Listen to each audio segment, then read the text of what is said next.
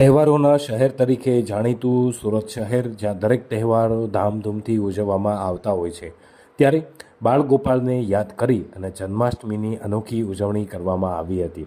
સુરત શહેરના Shri Jalaram state agency દ્વારા છેલ્લા 12 વર્ષોથી જન્માષ્ટમી મહોત્સવ નિમિત્તે સુરતના અડાજણ વિસ્તારમાં જાહેર લોકો માટે મહાપ્રસાદીનું આયોજન કરવામાં આવતું હોય છે, જ્યાં પ્રસાદમાં રજવાડી, ખીચડી, બુંદી, ગાંઠિયા, સાબુદાણાની ખીચડી સાથે છાશનું વિતરણ કરવામાં આવ્યું હતું.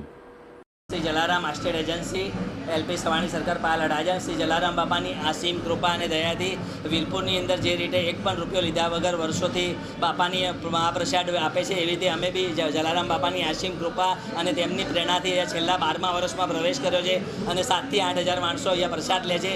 જલારામ બાપાની આસીમ કૃપા દયાથી રજવાડી, ખીચડી, બુંદી, ગાંઠિયા, કેળા, વેફર અને બધું અમે અહીંયા આયોજન કરીએ છીએ, ફરાળી વસ્તુનું બધું, અને એમની કૃપા દયાથી બધું સરસ ચાલે છે. જલારામ બાપાની ખૂબ કૃપા છે અને બધાનો ખૂબ સાથ સહકાર બી બિલ્ડરોનો અને બધાનો મિત્ર બ્રોકર મિત્રો, અમારા એસોસિએશન દરેક મિત્રોનો પણ ખૂબ સાથ સહકાર મળે છે.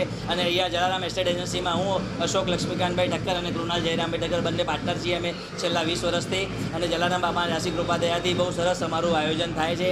એમની કૃપાથી કોઈ પણ જાતની અમને અડચણ નડતી નથી. કેટલા લોકોએ અત્યારે જલારામ બાપાનો 7થી 8 હજાર જણે પ્રસાદ લઈ લીધો અને હજી અમારું અવરિત ચાલુ છે. સાંજે 4 વાગે 3 થી 4 વાગ્યા સુધી અમારો પ્રસાદ ચાલુ રહેશે બાપાની આશી કૃપા દયાથી.